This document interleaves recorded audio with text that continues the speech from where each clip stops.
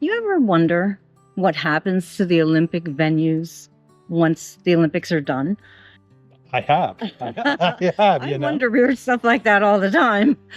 But I mean, we're not far from Lake Placid. That was the site of the 1980s Miracle on Ice Olympics. Let's do that. That sounds like a great idea. Let's go. Right. Lake Placid hosted the Winter Olympics twice, but the real story is what became of this little mountain town after the cameras left. Welcome to Back Roads and Front Porches, where the stories of small-town America come to life.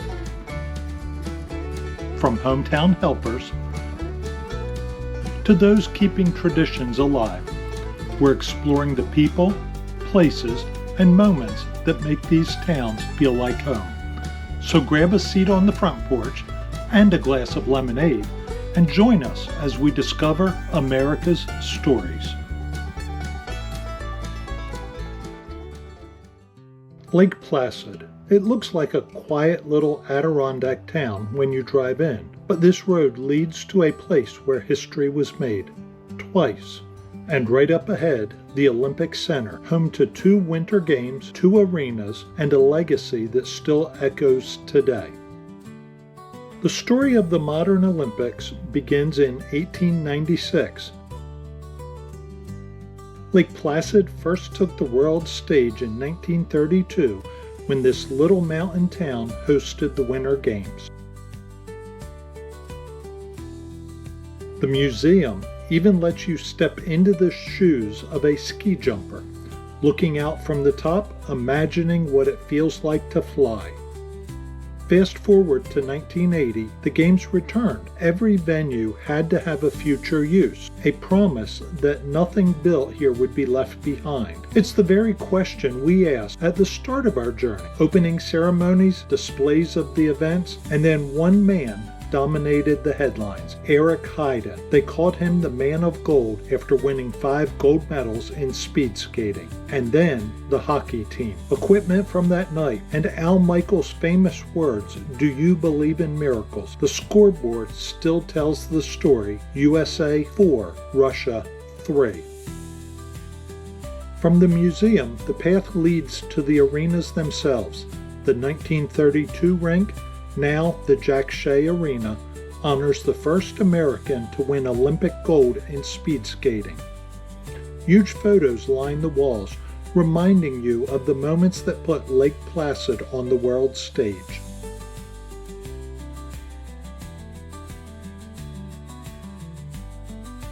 And just steps away, the Herb Brooks Arena, where the Miracle on Ice took place.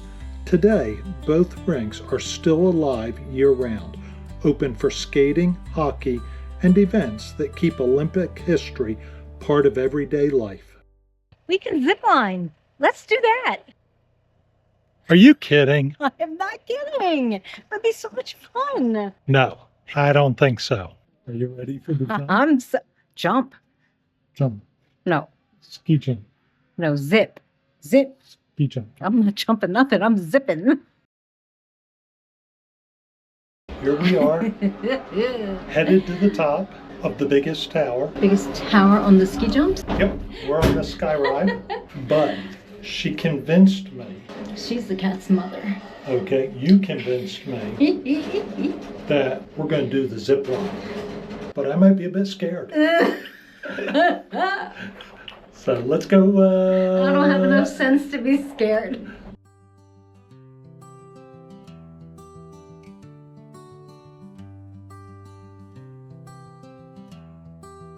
Climbing the stairs, the towers only seem to get taller.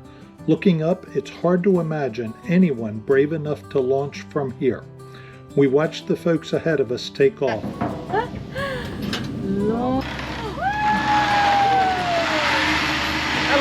Hello. Let's just say the ride was fast, high, and unforgettable. What were your thoughts? I literally thought I was going to have to put my feet out at the end to stop me because I didn't see any stoppage. I thought, I'm going to have 2 broken legs. But no. But it stopped. It stopped. It stopped. That was a hard stop. It was. It was. Would you do it again? I would absolutely do it again because I really didn't see anything go on around me. We'll watch the video back to see that. Okay, now it's time to go to the top of the ski jump. Wow. Where is all the way up there? The big tall tower. The big tall tower. Which up big there. Tall tower? Way up there. Well, they don't see that. They do now. Oh. The real challenge loomed above us. We walked toward the elevator, craning our necks at the takeoff ramp that launches athletes into the sky. Inside, the lift carried us to the top, and the view was staggering. A short film reminded us how Lake Placid brought the games here and what it took to keep them alive.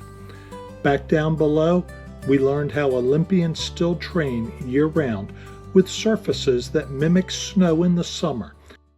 In the winter, do they take this off? Nope. So So the it snow almost just stays stays there. on. So in the winter, it stays on the hill as well, all the way down. Workers will go out and hook giant cargo nets, attach them right to the hill, and then the cargo net allows us to build snow off.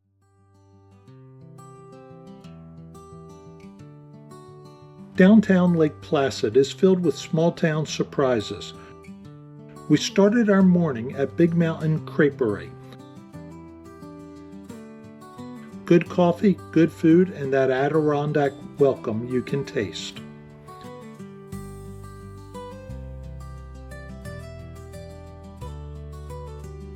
From there, we wandered into a shop called A Christmas to Remember. And Mary, she found a towel that read, "Dear Santa, my husband is the naughtiest one." By evening, we landed at Smoke Signals, right on the shore of Mirror Lake. The view was incredible and the food was every bit as good. The perfect spot to close the day as the sun set across the water. Just outside of town, Whiteface Mountain rises over the Adirondacks.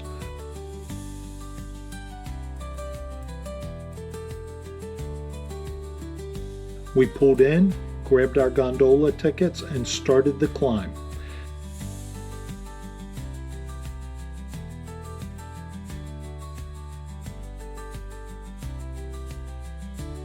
At the top, the views were nothing short of breathtaking.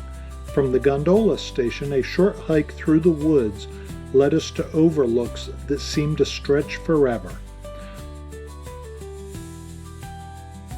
Bart and Carla decided to climb this big rock for a view from the top, while Mary and I stayed planted firmly on the ground.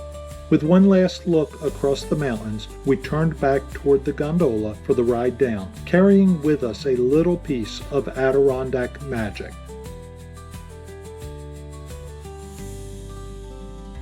From the base of Whiteface, the road climbs to the very top along the Veterans Memorial Parkway. At the end, you've got two choices: 426 steps up the back or an elevator through the mountain itself.